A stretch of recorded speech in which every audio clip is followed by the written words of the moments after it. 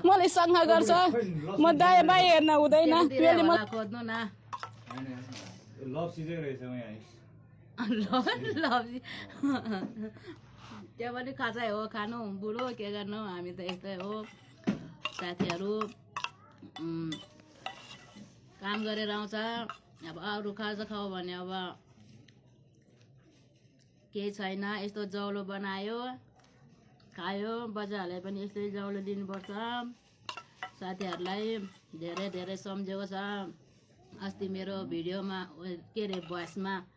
धेरै धेरै साथीहरू भाइरल भएको रहेछ मैले त्यति बोल्नु पनि आउँदैन अनि धेरै धेरै धन्यवाद साथीहरूलाई